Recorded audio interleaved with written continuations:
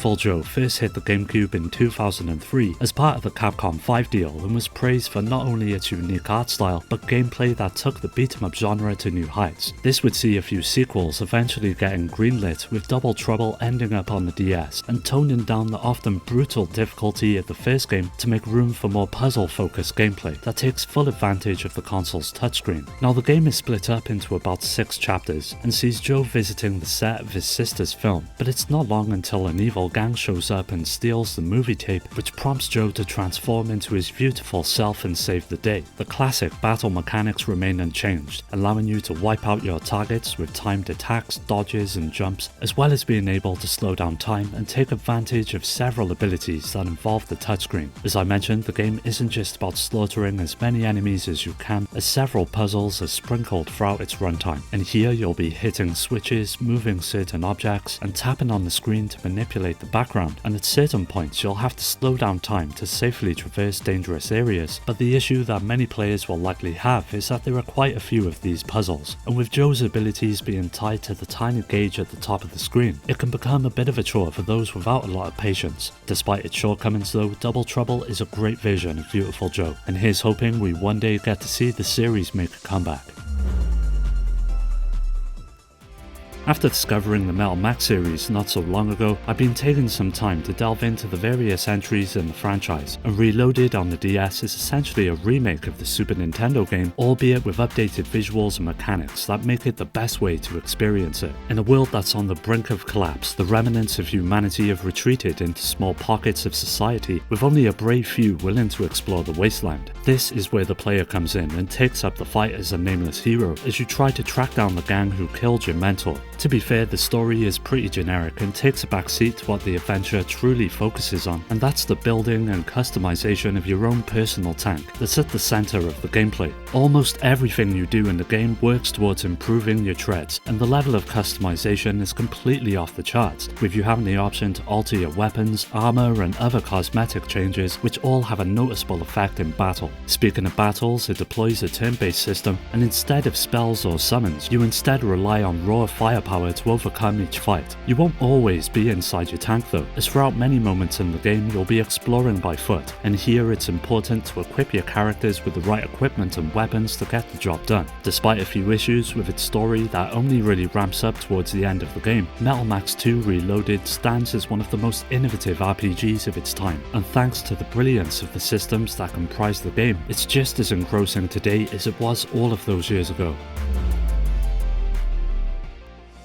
There's no denying that the DS had its fair share of shovelware, and it was all too easy to write a game off completely by simply thinking it was nothing more than a cheap cash-in. But in the case of Fast Food Panic, nothing could be further from the truth. Sure, it sees you taking charge of a restaurant where you've got to cook, clean and run errands, with many different types of food being on the menu, which results in a really frantic experience that shares many similarities with the likes of Diner Dash and Overcooked. But what really helps elevate it is how the game intuitively uses nearly every aspect of the DS to its advantage. Each meal requires a series of varying stylus-related motions to prepare it properly, from slicing pizza to dragging and dropping items onto a burger to stirring a pot and so on. It all sounds a bit easy on the surface, but once you throw in the fact of having to keep an eye on various meals at one time, as well as other chores such as washing dishes and the restaurant's floors, it becomes a mad dash to the end of the day. And what makes it even better is that Fast Food Panic can be really unforgiving. Don't let the game's cutie aesthetic fool you, as you'll be swiping, tapping and tracing without hardly any time to catch your breath in between. Topping all of this off is the inclusion of several minigames such as a rhythm-based activity, and others that take the actions such as chopping food from the main game and delivering them in bite-sized chunks. Even though it's not exactly original, Fast Food Panic does a great job of providing something that's easy to pick up and play in short bursts, and with the right amount of challenge, it's really hard to put it down. Scourge Hive made its first appearance on the Game Boy Advance and would later go on to receive a port on the DS, which didn't do too much in the means of improving the game in terms of visuals, but it introduced a new control scheme that made the gameplay feel far more intuitive. You take control of a bounty hunter decked out in a spacesuit and equipped with a cannon, who's left on a deserted research station infested with hostile lifeforms. No, her name isn't Samus but Genosa, and there's no denying the parallels with Metroid, but it does a few things differently to help it become something else. else. At the beginning of the game, Genosa is infected by the Scourge, a virus that has slowly begun to take over her body, and at the top of the screen is the infection meter that slowly depletes over time and can only be restored by visiting one of the many sick bays scattered throughout the station. This results in you constantly having to worry about staying on top of the meter, let alone all of the enemies that stop at nothing to take you out, and creates a real sense of tension throughout the game. Much like Metroid, you'll be unlocking various upgrades over the course of the adventure, may that be new or upgraded weapons which rely on different elements such as lightning or fire that have varying effects on the enemies, with many of them either being weak or resistant to, resulting in you having to constantly juggle between your options in each fight. It may seem like familiar ground for Metroid fans, but the game does it so well that it's genuinely worth picking up for either the DS or the Game Boy Advance. When it came to being a fan of SRPGs, the DS had its fair share of heavy hitters, from the likes of Final Fantasy Tactics to Disgaea, but one series that didn't get its chance to shine was Luminous Arc. The sequel picks up about 3 years after the events of the first game, but this time focusing on a different cast of characters as the kingdom is under siege, which sees the hero Roland soon becoming a knight and vowing to protect his land. The gameplay is pretty much the same as the first entry, but with a few changes that made it far more enjoyable to play through. It's your standard SRPG setup, with each of the encounters taking place on a grid, where you've got to manage your various characters who each have their own strengths and weaknesses, depending on the situation at hand. It all revolves around something known as the FP system, which kinda works like building a super meter in a fighting game. The more actions you do, the more bars of FP you build, and once it's full, you're free to unleash one of several different attacks known as flash drives that really come in handy for some of the more challenging fights like the bosses. Throughout each of these fights, you'll be earning drops that come in the form of new equipment such as armor and accessories that can also be bought outside of battle at one of the many different shops, which give you the opportunity to augment your character's stats to your liking. Even though it's not the most groundbreaking of its kind, Luminous Arc 2 is still a solid game, so if you're looking for a decent tactical RPG to play on the DS, it's definitely worth considering.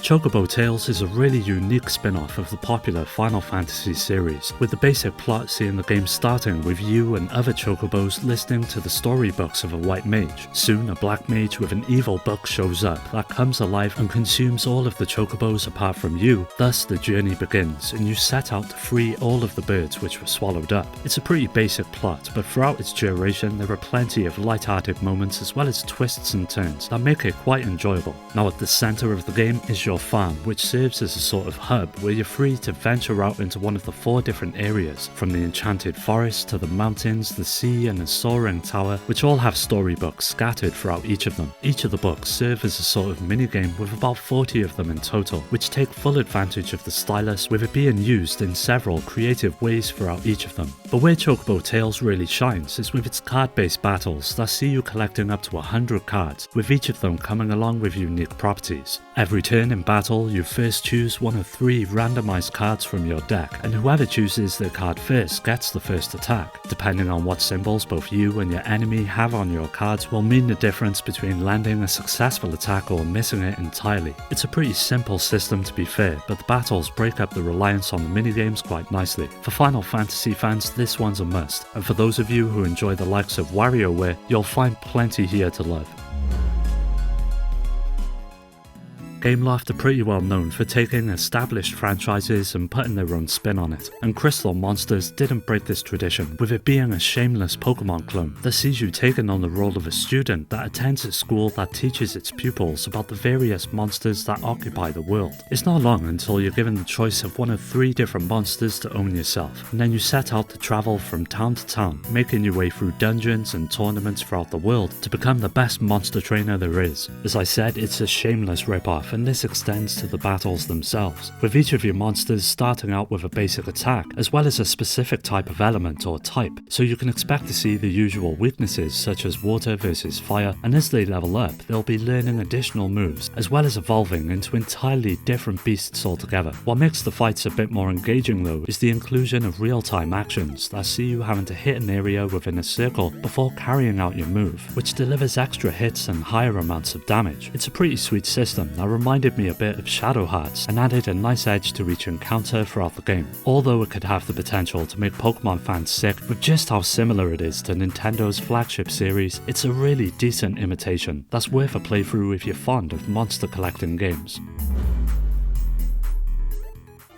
Giana Sisters was originally released in 1987, with the team being tasked to create a platformer in the vein of Super Mario Bros. But when it hit the shelves, it was promptly pulled by the developers due to Nintendo taking action. But that didn't stop the game from becoming popular, thanks to it still being available through unofficial means. Fast forward to 2009, and it would eventually receive a sort of sequel on the DS that brought the series back into the limelight, and would once again revolve around Giana, the proud owner of a chest full of diamonds that's sucked into a mysterious portal, only to arrive in a magical world, finding them scattered all over the place, prompting her to collect as many as she can and ultimately find a way back home. As I mentioned earlier, the gameplay is extremely similar to Super Mario Bros, with Giana having the usual run and jump mechanics as well as the ability to jump into blocks that deliver power-ups. These allow her to turn into a punk version of herself and shoot fireballs at incoming enemies as well as various obstacles that block the path forward. The level design offers her plenty of variety and rewards those that explore with diamonds, with the blue resulting in extra lives and the red unlocking bonus stages for each world. It's not exactly a difficult game, but out of the 8 worlds that it presents, it at least ramps up the difficulty towards the end, and even gives you an entire new world to explore upon its completion. So if you've never had the chance to play this somewhat forgotten gem on the DS, then Giana Sisters is definitely worth seeking out and adding to your collection, especially if you're a fan of platformers.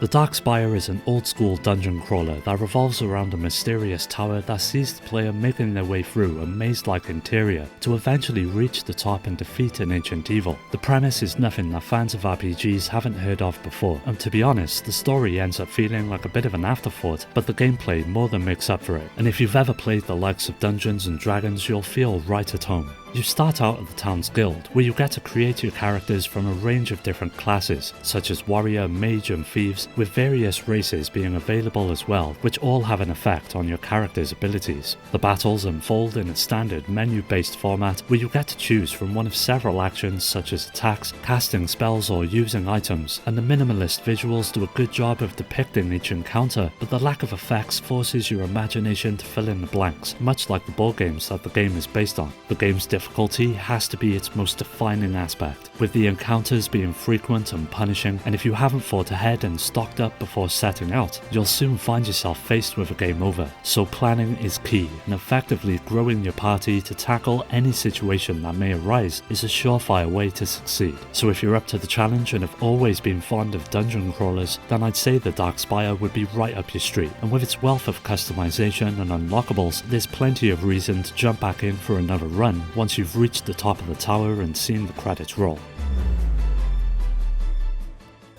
Chibi Robo has to be one of the quirkiest and most creative franchises to ever come out of Nintendo, which all began on the GameCube way back in 2006 and introduced everyone to the lovable robot with a passion to keep things clean. Rich Big Sweep on the DS never found its way outside of Japan, but it's now fully playable thanks to a translation, with it all once again taking place in a house where a family has a little Chibi Robo to help with the chores. You've got to clean up after them, brushing away spots with your toothbrush, hoovering and picking up all of the trash, all the while keeping an eye on your battery level, as it's quite easy to run out of power. Between your runs into the house, you'll return to your little round box that you call home, and here you're able to trade any precious items that you've come across and purchase furniture to make the space your own. The concept of cleaning may seem simple, but where the game really excels is with its level design, as reaching every part of the house can be quite difficult. You'll have to use your power cable to climb, as well as take on enemies and find various power sockets throughout the area to keep your energy topped up. It ends up being a cheerful and light-hearted adventure, and the cleaning soon becomes quite satisfying, as you'll always be looking to mop up one last stain or blast away spiders and mice before they have a chance to ruin your handiwork.